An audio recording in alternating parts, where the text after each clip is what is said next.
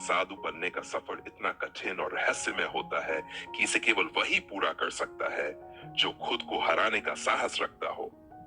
आज की कहानी आपको जीवन के गहरे सत्य से रूबरू कराएगी। तो दोस्तों, इस वीडियो को अंत तक जरूर देखें, क्योंकि इसका हर पल आपकी सोच को बदल सकता है। नमस्कार दोस्तों, आप देख रहे हैं संस्कारना। यहाँ हम आपके लिए लाते हैं ऐसी प्रेरणादायक कहानियां जो न केवल सुनने में रोचक होती हैं, बल्कि आपके जीवन में गहराई और नई सोच लेकर आती हैं। दोस्तों, अगर आप ऐसी कहानियों को पसंद करते हैं तो अभी हमारे चैनल को सब्सक्राइब करें और बेल आइकन दबाएं, ताकि आपको हमारी हर नई कहानी की सूचना सबसे पहले मिले।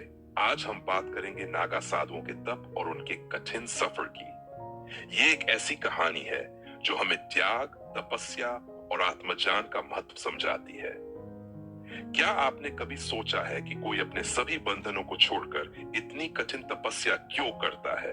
अगर आपके मन में भी ऐसा कोई सवाल है, तो इस कहानी में आपको इसका जवाब जरूर मिलेगा। दोस्तों, अपनी राय और सवाल कमेंट सेक्शन में जरूर लिखें।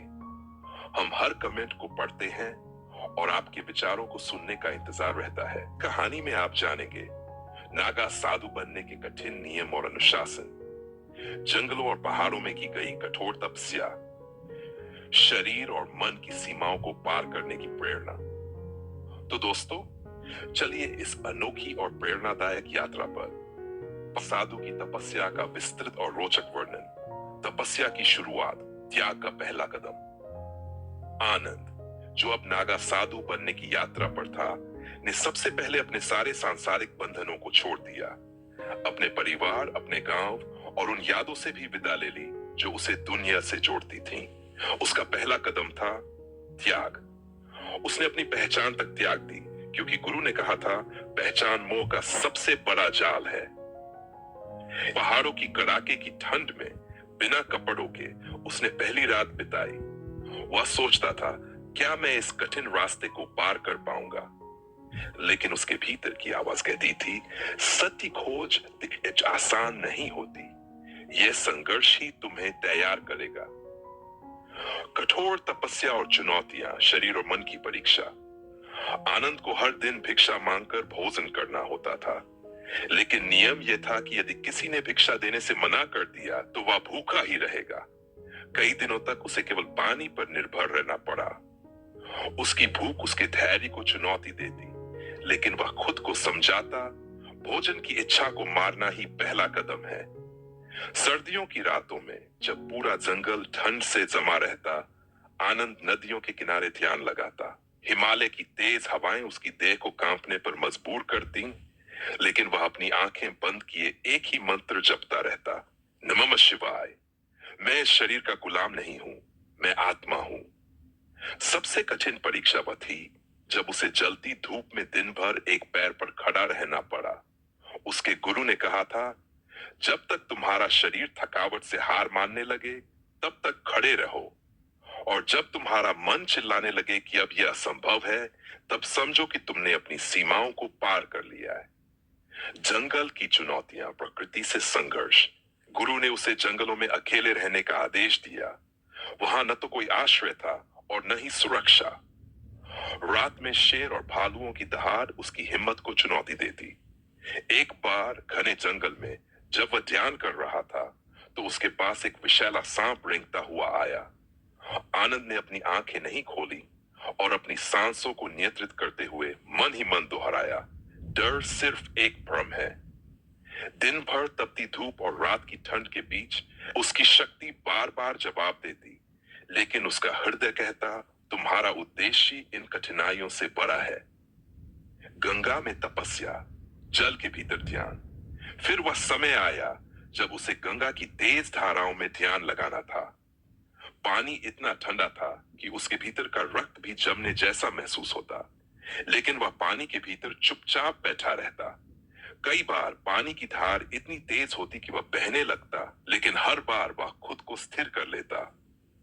उसके गुरु ने कहा था, गंगा मां सिर्फ शरीर को नहीं धोती, वह आत्मा को शुद्ध करती है। लेकिन शुद्धिकरण सहने के लिए तुम्हें लोहे जैसा बनना होगा। कई बार उसने घंटों पानी के भीतर बैठकर ध्यान किया। सांस रोकना और अपने विचारों को रोकना दोनों ही सबसे कठिन था, लेकिन यह अभ्यास उसे उसकी आत्मा से जोड़ रहा था। भस्म और अग्नि की साधना अंतिम परीक्षा। सबसे कठिन तपस्या थी अग्नि साधना। उसे जलती लकड़ियों से घिरे हुए ध्यान लगाना था। आग की लपटें इतनी पास थी कि उसकी त्वचा तक जलने लगी। धुएं से उसकी आंखें लाल हो गई, लेकिन उसने अपनी जगह नहीं छोड़ी। गुरु ने कहा, आग तुम्हारी इच्छाओं को जलाएगी। जब तक तुम इसे सहन नहीं कर सकते, तब तक तुम अपनी आत्मा की सच्ची शक्ति को महसूस नहीं कर सकते। उस दिन आनंद ने खुद को पूरी तरह से आग की गर्मी में समर्पित कर दिया। वह बार बार जलता, लेकिन हर बार उसके भीतर की शक्ति और बढ़ जाती। साधना का प्रत्येक अनुभव। वर्षों की कठोर तपस्या के बाद वह दिन आया जब आनंद, अब स्वामी अद्वैतानंद, ने सत्य का अनुभव किया। उन्होंने महसूस किया कि यह शरीर, यह संसार और यह जीवन सब एक ही ऊर्जा का हिस्सा है। जब उनके गुरु ने उनसे पूछा, अब तुम्हें क्या अनुभव होता है, तो उन्होंने उत्तर दिया, मैंने जाना कि सब कुछ मैं ही हूं, संसार और मैं अलग नहीं है, सब कुछ शिव है। तपस्या प्रेरणादायक निष्कर्ष। दोस्तों, ये तपस्या हमें सिखाती है कि जीवन में सच्ची सफलता और आनंद उन्हीं को मिलता है जो अपने डर और इच्छाओं को त्यागने का साहस रखते हैं। ये रास्ता कठिन जरूर है, लेकिन इसका फल ऐसा है जो पूरी जिंदगी बदल सकता है। अगर ये कहानी आपको प्रेरित करती है, तो इसे अपने जीवन में अपनाएं और दूसरों तक पहुंचाएं। जीवन की सच्चाई की तलाश कभी बंद मत कीजिए। हर हर महादेव। वीडियो देखने के लिए आपका बहुत बहुत धन्यवाद। आप सभी का साथ हमें और बेहतर काम करने की प्रेरणा देता है। हमारे चैनल सेंस्क्राइब को सब्सक्राइब करें और बेल आइकन दबाएं, ताकि आपको हमारी हर नई प्रेरणादायक कहानी की सूचना सबसे पहले मिले। जल्द ही मिलते हैं एक और प्रेरणादायक कहानी के साथ। तब तक के लिए नमस्कार और हर हर महादेव।